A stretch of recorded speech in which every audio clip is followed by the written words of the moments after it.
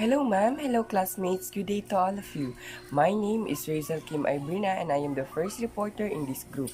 In this video, we will be going to discuss the lesson 1. The lesson 1 are divided into 4 parts, lesson 1.1 to lesson 1.4.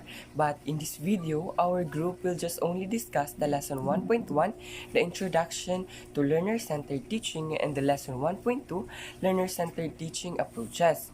The objectives of this discussion are: first, define the learner-centered teaching. Next is determine and discuss the 5 key changes in learner-centered teaching practices and the top 20 principles of pre-K-12 teaching and learning. And lastly, discuss the learner-centered teaching approaches. Learner-centered teaching. I think every one of us should be familiar with this, especially we are future educators or teachers. This has become popular among educators nowadays. Learner-centered teaching is an understanding of the learning process and putting students at the center of the learning process. This has been named in several ways, such as student-centered approach or learner-centered pedagogy in many textbooks and journal articles.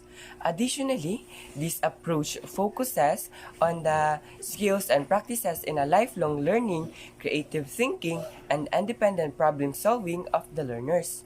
There are 5 key changes in learner-centered teaching practices. Number 1, balance of power. 2, function of content. Number 3, role of the teachers. Number 4, responsibility of learning. And the last key changes is the evaluation purposes and process. These 5 key changes in Wimmer's book titled Learner-Centered Teaching, 5 Key Changes to Practices were significantly taking place in schools.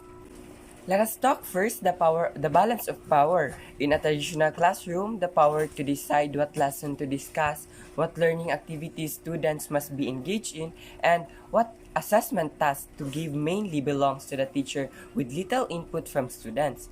In a student-centered classroom, a teacher shares that power by consulting learners prior to making final decisions.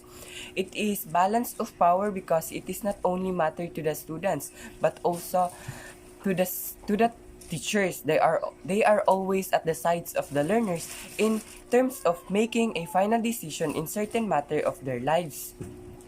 The traditional exercise of power in the classroom often benefits the teacher more than it promotes students' learning. It means that the uniform instructional approach or one-size-fits-all concept is certainly more convenient for the teacher who has worked hard in planning, implementing, and assessing outcomes of learning. The scholars, however, have critiqued this consistent approach as being oblivious to the diversity of needs, interests, and preparation among learners. But in order to balance power in the classroom, learners are frequently consulted and given immediate and ongoing feedback by the teacher. The teacher empowers students by allowing them or giving them the opportunity to choose and make decisions such as choosing between topics, learning activities, determining the pace of learning, and selecting an assessment task to demonstrate every learner's mastery of specific or targeted learning competencies. So guys, this balance of power will be an equilibrium of the powers of students and teachers. Teachers are always there at the sides of the students in terms of decision making, and also students are there given chances in choosing assessments that would help them equip the learnings that they needed. So now let's proceed to the second key changes, which is the function of content.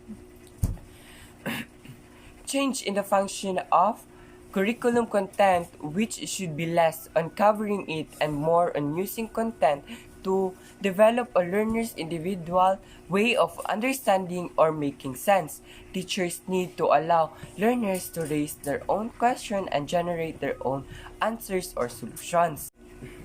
From a constructivist perspective, knowledge cannot simply be given to students.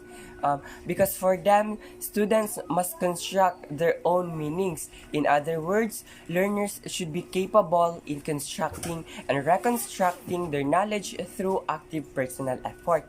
But in order to facilitate learning that changes how students think and understand, teachers must begin by finding out students' prior knowledge or conceptions and then design learning activities that will change this pre-instructional concept. Learner-centered teaching also regards content as more of competency-based learning in which students master targeted skills and content before progressing to another lesson.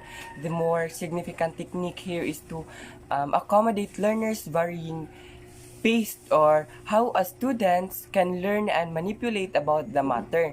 Some students, for example, there are learning material that your class use and they may be able to use in just a couple of minutes, but other needs a lot of time and takes a lot of time to know and handle it by themselves.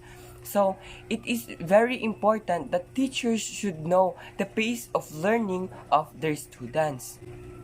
With patient guidance and ongoing support from teachers, competency-based learning would ensure that students advance to new material when they are ready at their own pace, whether they can move quickly or whether they need more time to do it or to manipulate it.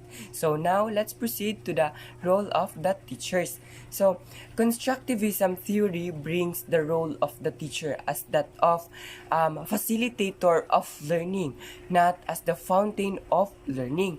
He or she instead encourages students to explore multiple knowledge sources, making sense of it, and personally organize that the information taken from different sources.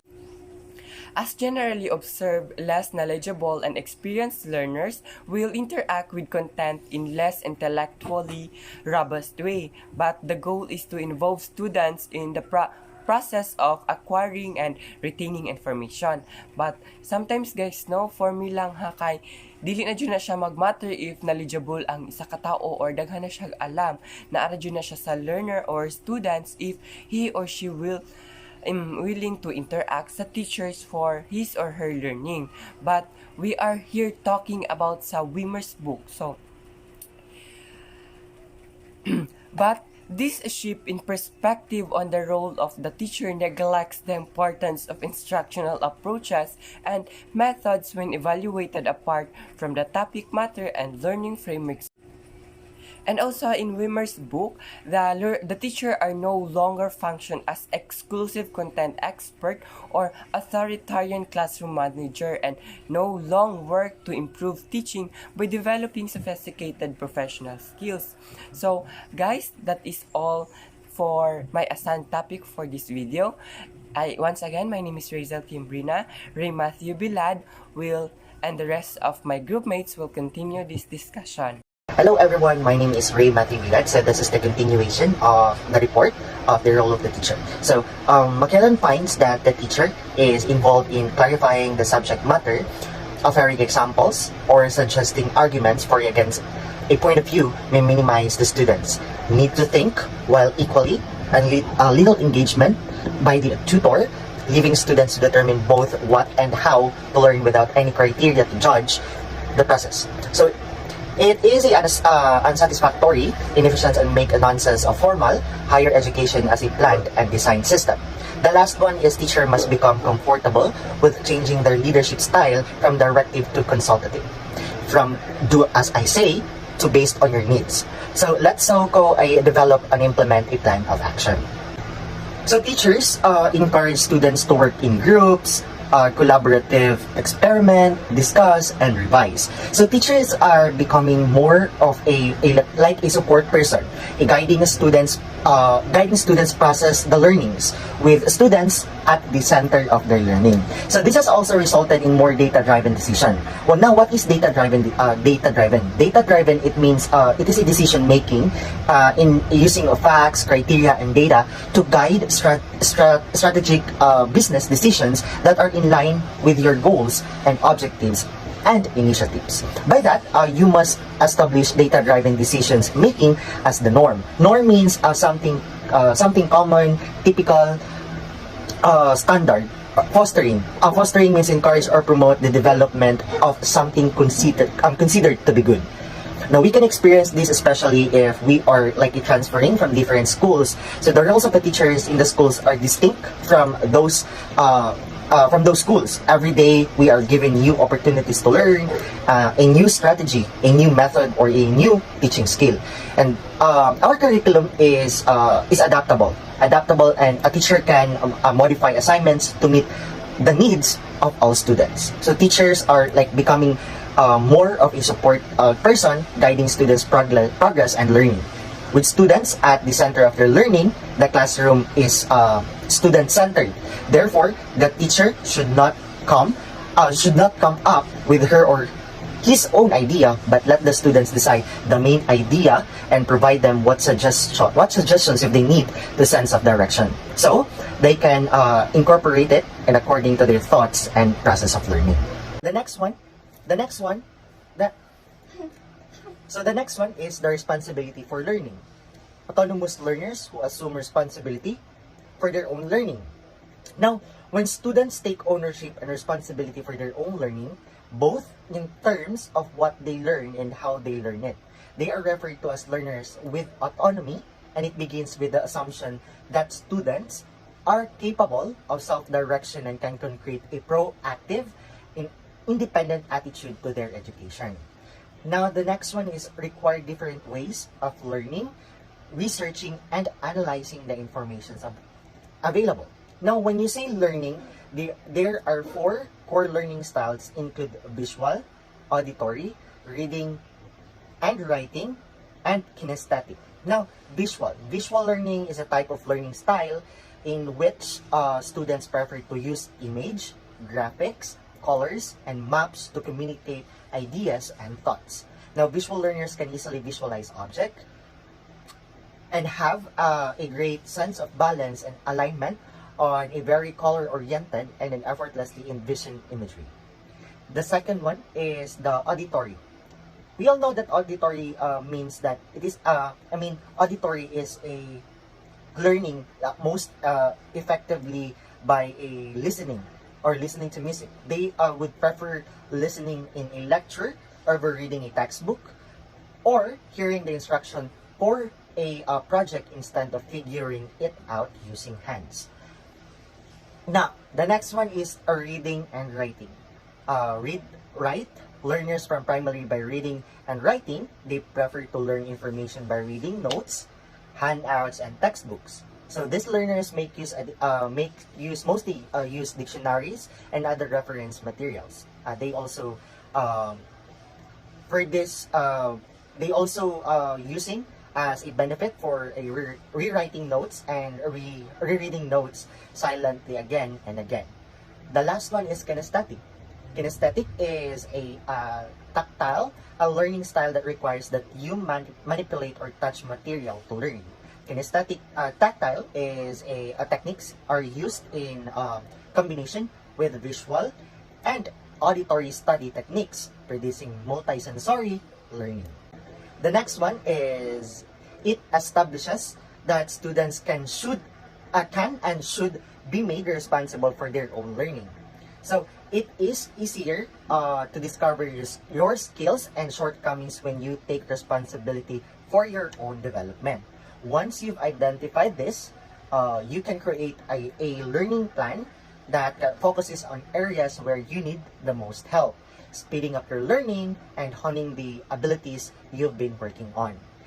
Now, next is learning skills of autonomous self-regulating learners can be learned and must be taught even at an early age. For this, autonomous learning entails not only the desire to take the responsibility of one's own education, but also the competence to accomplish something useful on one's own.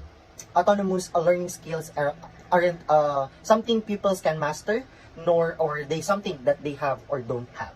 The next one is the learning is cooperative, collaborative, and community-oriented. Collaborative learning is a teaching and learning strategy in which students work together to answer or pressing questions or complete a meaningful activity. So cooperative or group meets in a person and learn to work together so that students can share their abilities while also honoring their weaker skills in a small group. Next, the evaluation purposes and process. Sophisticated learners know when they do or do not understand something. Now, children are active participants on their own understandings from the moment they are born. So this is accomplished through experimentation, observation, and participation with other children and adults. So children build on what they already know to create new knowledge. The next one, they can review a performance and identify what needs improvement. Now, the annual performance review process is designed to improve the communication and provide relevant feedback on job performance, improve working relationship, provide a historical record of performance, and also contribute the professional development. The next one is they have the mechanics for its collection and methods for evaluating it and acting on it. Now, the main types of evaluation are process, impact, outcome, and summative evaluation. Now, the process evaluation, the first one, it is a process evaluation examines that the extent to which program is operating as intended by assessing ongoing program operations and determining whether the target population is being served. The next one is impact evaluation. It is based on a cause and effect analysis.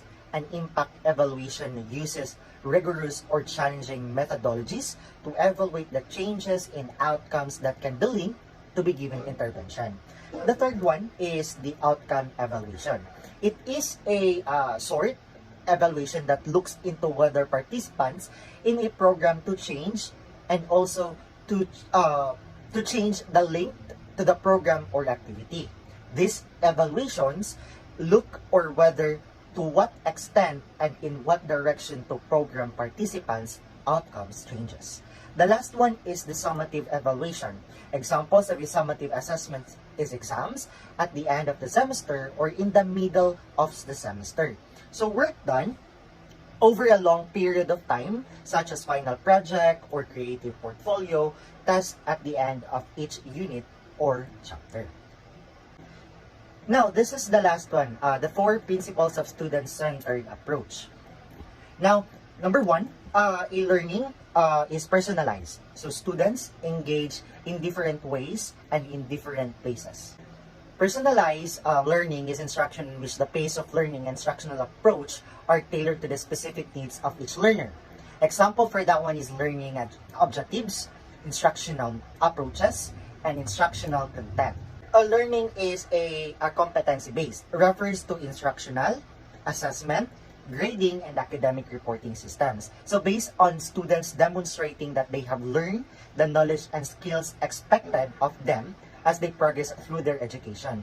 Now, students-centered education is achieved through competency-based learning, transitioning to this type of learning, however, can be difficult for schools, teachers, and administrators. So the emphasis is on learning that assists students in mastering real-world skill and developing opportunities. Subject are organized around to a defined knowledge and skill. 3. Learning happens anytime, anywhere. Learning takes place beyond the traditional school day and even the school year. Learning is also not restricted to the classroom. Learning happens anytime, anywhere is the idea that's structured. Credit-bearing learning experiences can happen outside the traditional school day or even the school year. That can happen anywhere, not just in the classroom. So it is also a idea of delivering training to learners when they want it using that technology that they prefer. Now, mobile learning, which can be delivered in desktops, laptops, tablets, and smartphones. So it is the most common delivery system for a training model. So use of technology to enable people or students to learn anytime and anywhere. So the last one is students take ownership of their learning. Students are engaged on their own success, as well as incorporate their interests and skills into the learning process. So for this, by giving students a voice in decision making about the issues that affect their learning at the classroom, school, district, and state load. So by giving students a voice in decision making about the issues that affect their learning at the classroom, school, district, and state levels. So learning ownership denotes the learner who is motivated, engaged, and self-directed with a sense of autonomy, choice, and responsibility in their actions. Now, sense of autonomy means autonomy is about a person's ability to act on his or her own values and interests. So by that, if the students feel autonomous, are more motivated, then students can learn and achieve higher academic performances in school.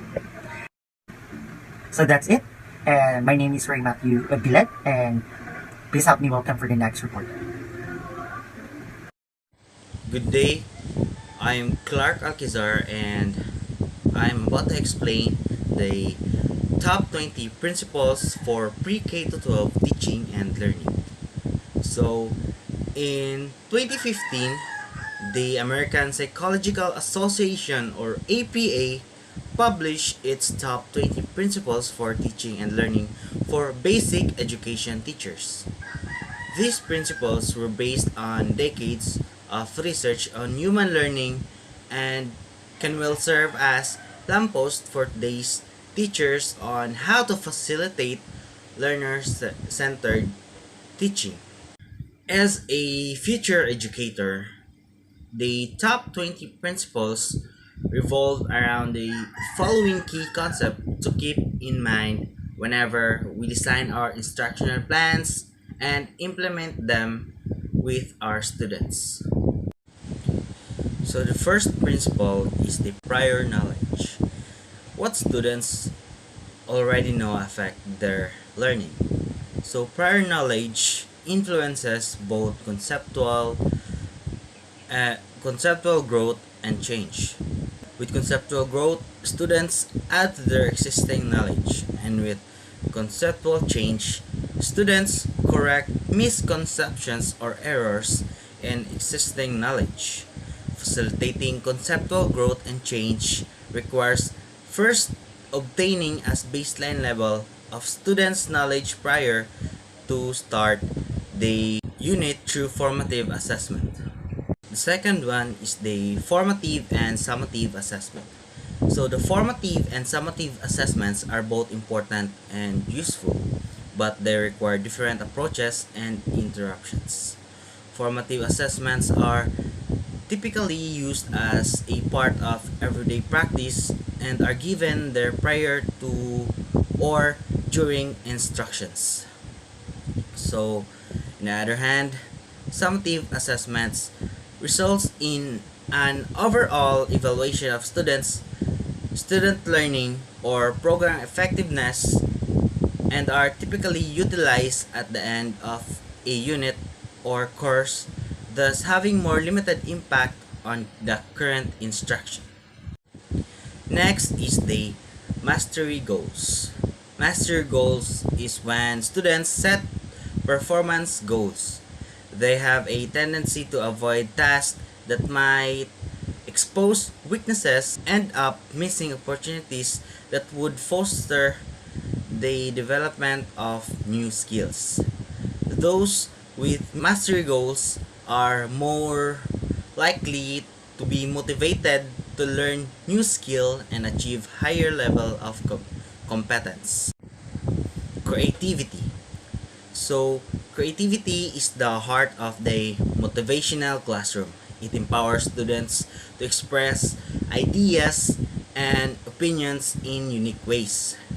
Creative teaching leads to an active learning. Measuring with standards.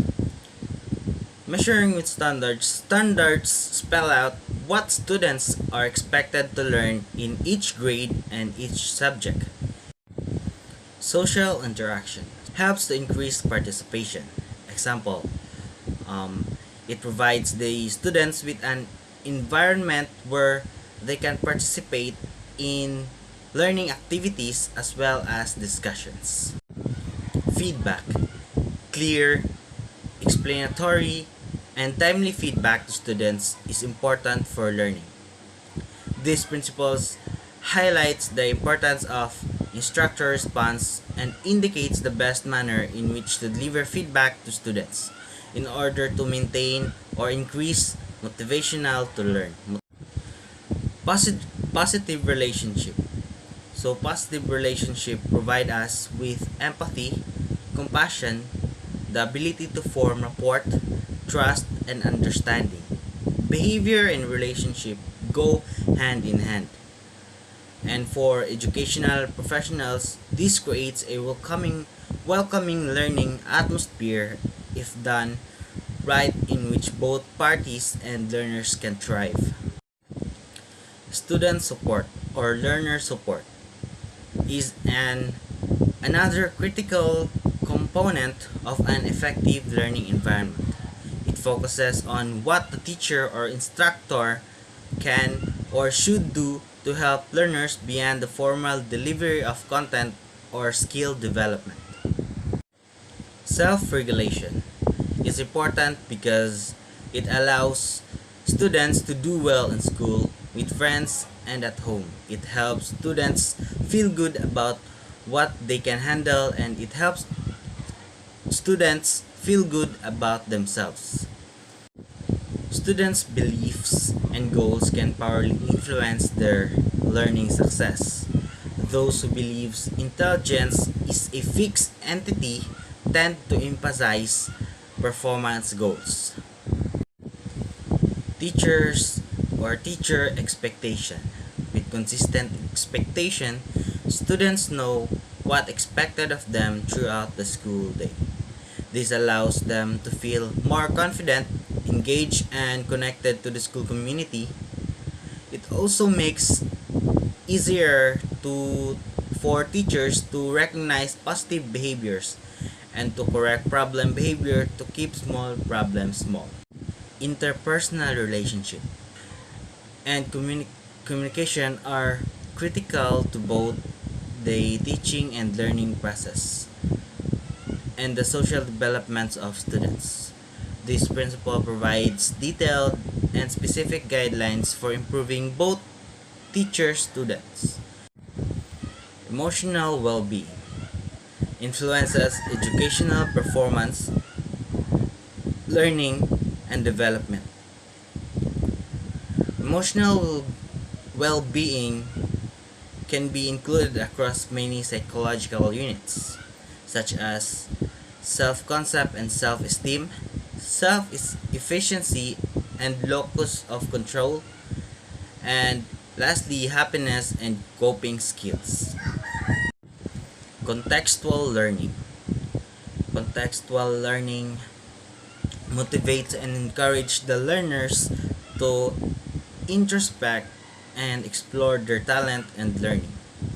They will be able to express themselves with precision and confidence, and will thus achieve high standards in schools and universities. And lastly, practice. Acquiring long-term knowledge and skill is largely dependent on practice. This principle details empirically based strategies that will help students more effectively encode learned materials into long-term memory. In addition to those in-memory unit, examples from the principle can be helpful to inform instruction throughout the course. Next is the learner-centered teaching approaches. So the ideal classroom for the 21st century learners will no longer be one in which 30 to 50 students are always listening to the teachers or silently working to their own.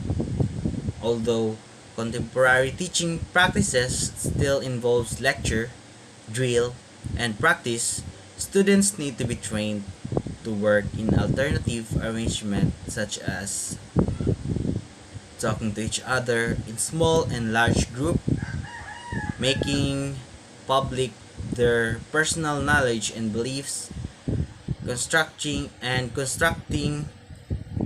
testing their knowledge with peers and teachers. Next is the cooperative learning approach, differentiated instructional approach, and the personalized learning approach are the popular instructional approach that have been extensively researched for more than 2 decades. A comparison of these three pedagogical approaches along with the traditional approach is shown in the table in front of you using essential elements of learner-centered by Weimer. So as you can see in the table 1, the comparison of teaching approaches, there are the elements: the balance of power, function of content. In traditional instructional approach, the balance of power is the dominant teachers, minor role learners, while in the cooperative learning approach is the same as the traditional instruction, dominant teachers, empowered students team for learning. In differentiated instructional approach, we have this more choices given to students based on their ability levels and interest. Personalized learning approach, we have this mostly reliant on students' motivation, engagement, and interest. So in function of content in traditional instructional approach, imposed a highly structured curriculum content in a fixed pace and timeline of learning, while in the same content processed by students in groups, fixed timeline of learning. Differentiated instructional approach, differentiated content in terms of difficulty levels, more flexible pace of learning. In personalized learning approach, we have this flexible curriculum content according personalized learning paths, highly flexible pace of learning. For more information for these teaching approaches, Ms. Balindong will explain further about these approaches. That's all, thank you. Good day to you everyone. I am HAFSAH Balindong and I'll be continuing where Mr. ALQUIZAR left from his discussion. So for the role of teacher in traditional instructional approach, knowledge expert authoritarian classroom manager. The teachers strictly manage and control the lessons they provide to the learners or the students in the classroom. In this approach, the teachers are more focused on keeping the students on their schoolwork and following instructions. In cooperative learning approach, facilitator of learning tasks done in collaborative peer group settings. The teachers set up their students in a group or small group with their peers so they could collaborate or work together to finish a task that has given to them. In this learning style of approach, this will help the students to learn with their peers. In differentiated instructional approach, designer of differentiated learning tasks to accommodate readiness, profile, and interest of students. The teachers accommodate to the learners or the students' learning needs. The teachers focus their instruction or base it on students' interests, preferences, strengths, and struggles. In personalized learning approach, collaborator, co-creator of knowledge.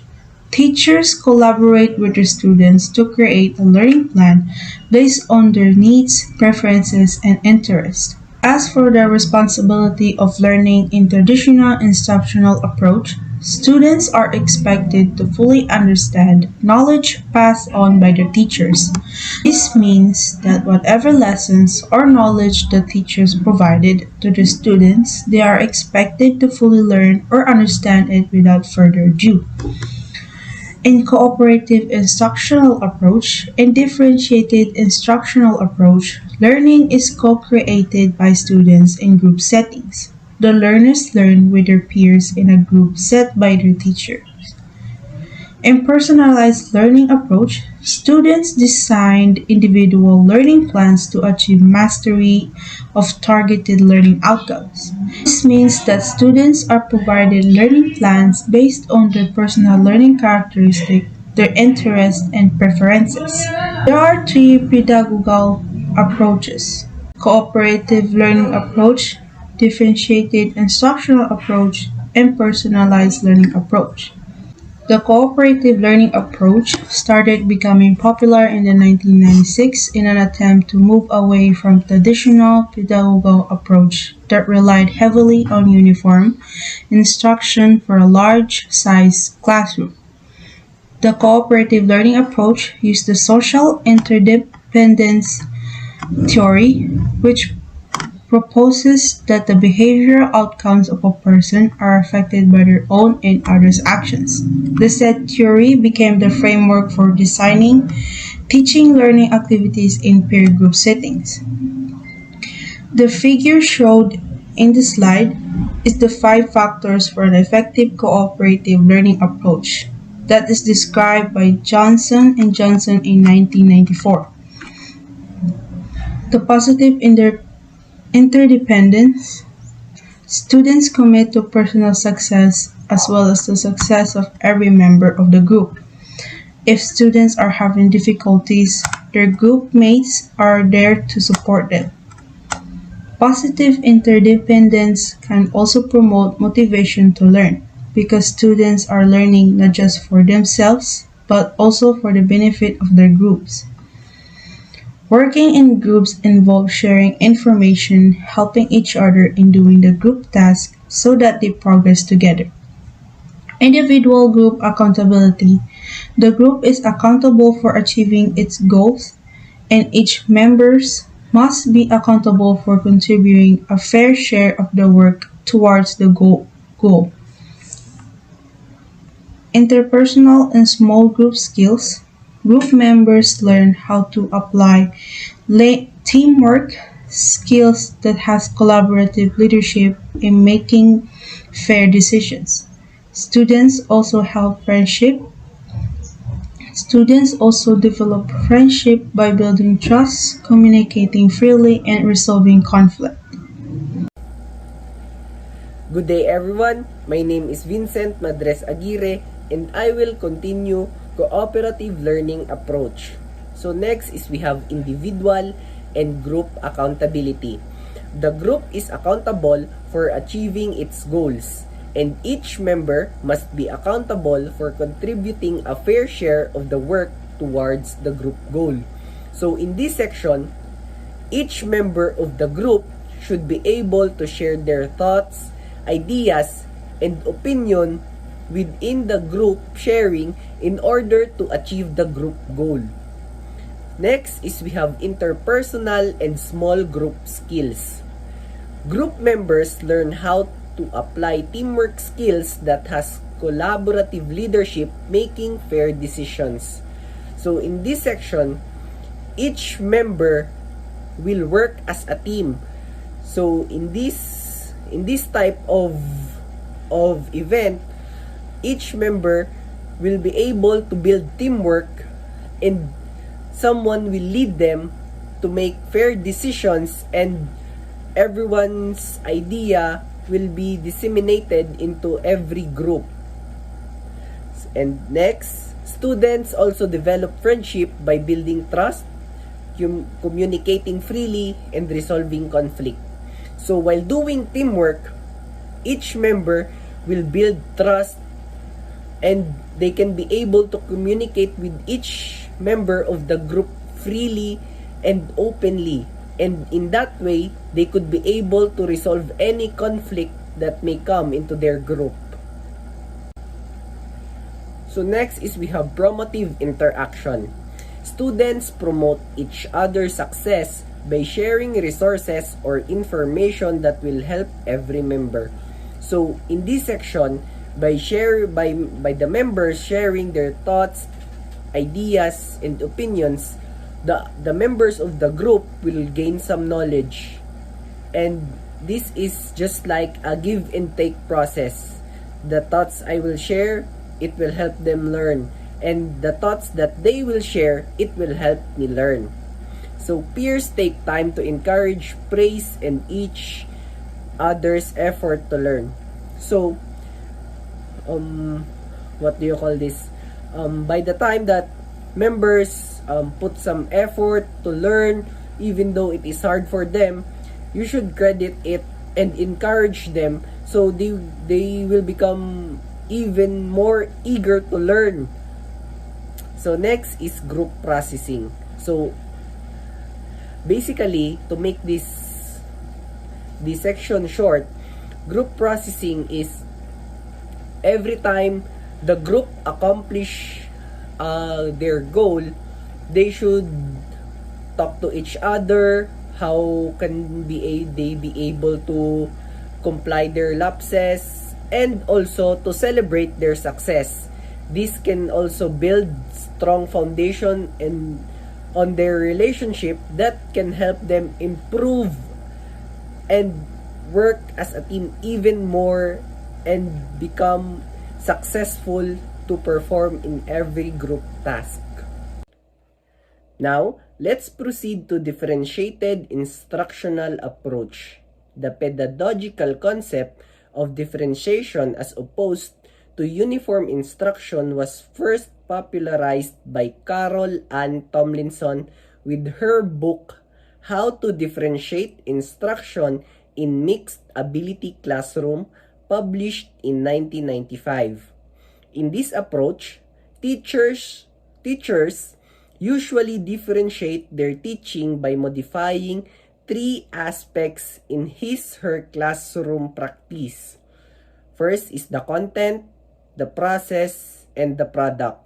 So in the content, lessons that students learn. So in this section, this is where the topic and the knowledge that the teacher will disseminate into his students. Next is the process. In the process, teaching learning activities that help students to learn. So in this section, this includes the lessons, the activities, quizzes, and all of the things the teachers do in order for the students to learn. And last is the product, performance of the students. So in this section, this will show the capability or the learnings that the students gained in the learning process. Next is we have differentiating content. Students commit to personal success as well as the success of every member of the group. If students are having difficulties, their group mates are there to support them. So in this section, the mindset of a student must be, I should always do my best because my success will be the success of my group. And the advantage in this side is if I have difficulties in learning in a specific topic, I have my group members to help me learn that topic. Next is positive interdependent can also promote motivation to learn because students are not just to learn for themselves but also for the benefit of their group. So if the group member motivates me to learn, that is my upside and that is my advantage because not just I'm helping myself but I'm also helping my group to improve. Last is working in groups involve sharing information, helping each other in doing the group tasks so they progress together. So this is an advantage if you are in a group because you have members to help you on your lapses, on your difficulties, and vice versa. Next is we have differentiating process. Teachers utilize whole class, small group, and individual explorations. Students are allowed to work with peers who show similar academic needs at given time. So this can be able a student to explore himself individually, in a small group, or even in the whole class, for them to be flexible enough to put themselves in a group. Next is we have students of mixed readiness are also allowed to work together so that they may draw upon the strengths of other.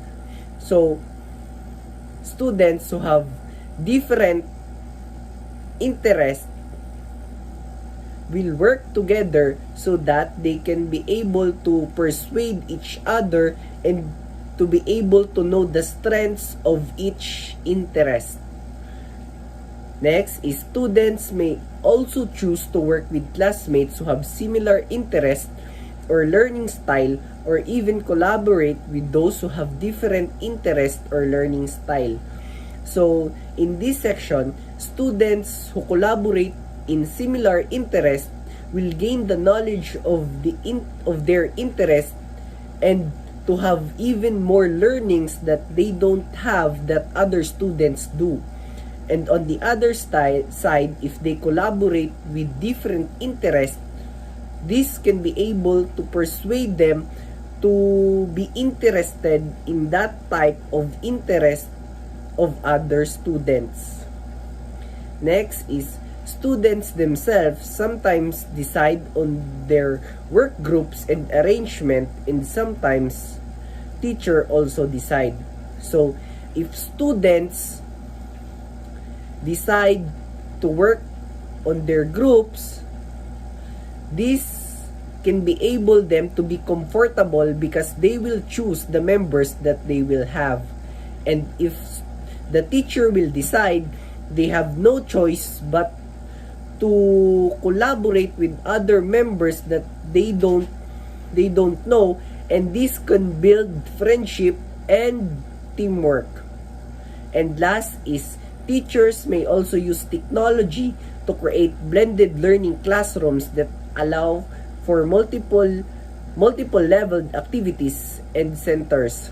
So if the teacher uses technology, it will be more interesting for the students and they will be able to pay attention because technology nowadays are interesting to students. Hello everyone, my name is LYKA AYUBAN and I'm the last reporter of this group.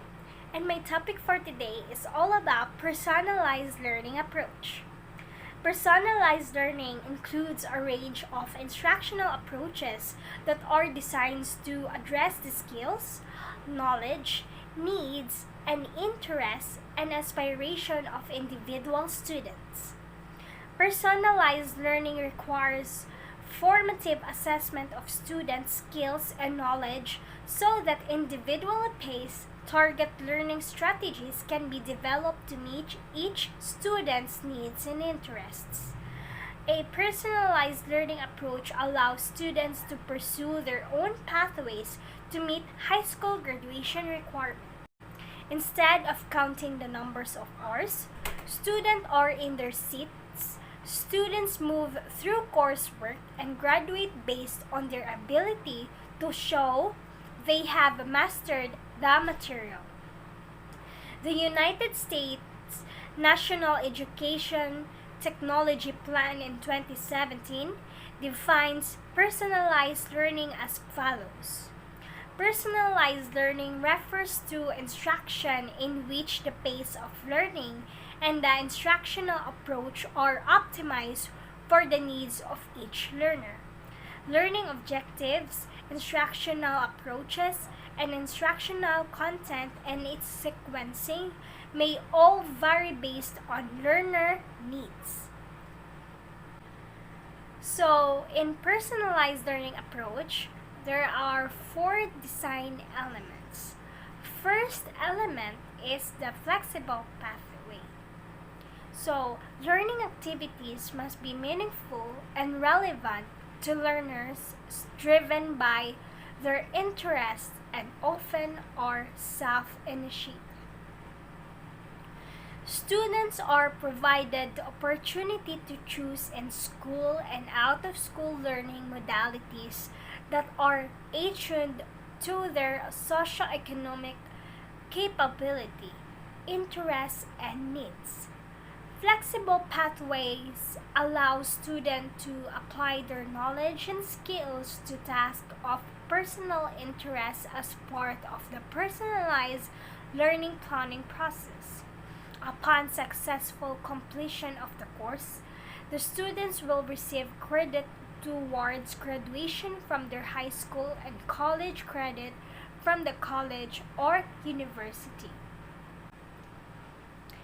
So, second is the personalized learning plan. Learning plans are co-crafted by students with their parents and teacher, which best suit their needs, interests, and abilities. This plan creates customized approach that uniquely responds to the ability and interest profile of the learner. Personalized learning is an educational approach that aims to customize learning for each student's strengths, needs, skills, and interests. Each student gets a learning plan that based on what they know and how they learn best. So, third is the competency-based graduation requirement.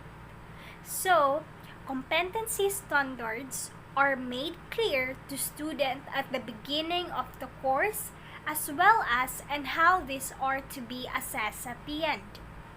Teachers must continuously assess student learning against clearly defined standards and goals, and students' input into the assessment process is essential.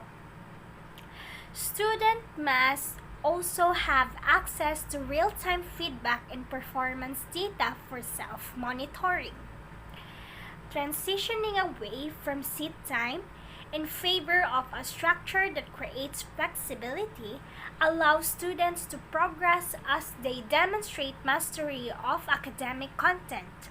Regardless of time, place, or pace of learning, competency-based strategies provides flexibility in the way that credit can be earned or awarded and provide students with personalized learning opportunities. These strategies include online and blended learning, dual enrollment in early college high schools, project-based and community-based learning, and credit recovery, among others. This type of learning leads to better student engagement because the content is relevant to each student and tailored to their unique needs.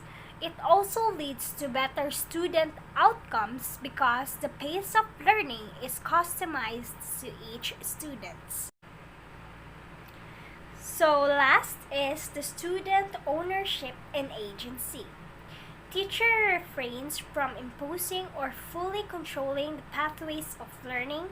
Instead, student and teacher collaborate in designing learning activities that will help them meet the competencies-based graduation requirements. Student will work with the teacher to develop a challenge, problem, or idea, clarify learning goals, envision the assessment, and create a personal learning plan. Ownership within the context of personalized learning also requires students to set, monitor, and reflect on their personal progress towards their set learning goals. This is a way to empower them with ownership over their own work and progress. So, student agency, ownership, agency, or control are the words used to refer to student taking responsibility over their own learning. In doing so, students become aware of their strengths and weaknesses and are able to advance grade levels on mastered skills, but also reinforce the skills they lack. So that is our the student ownership and agency. As you can see on the box, there are different teaching strategies according to approach. So first is the traditional instructional approach. So under that, there is lecture, teacher demo, drills, recitation, student report, role play, and games. So, traditional instruction, a structured education program that focuses on face-to-face teacher-centered instruction,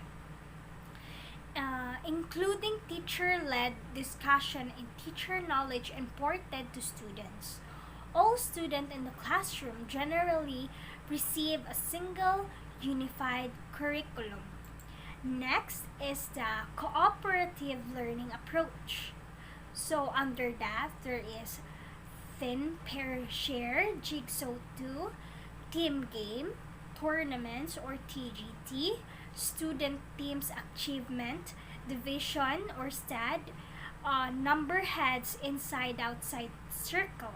So a collaborative or cooperative learning approach involves students working together on activities or learning tasks in a group small enough for everyone to participate on a collective task that has been clearly assigned.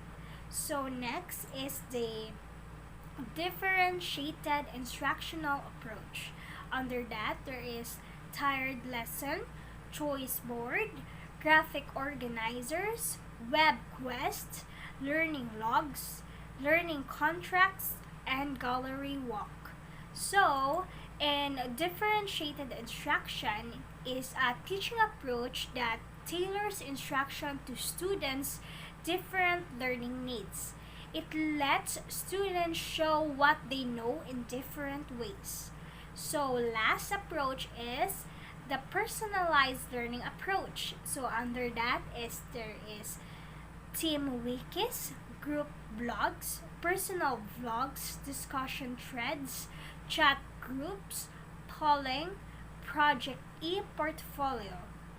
So under that is personalized learning is an educational approach that aims to customize learning for each student's strengths, needs, skills, and interests.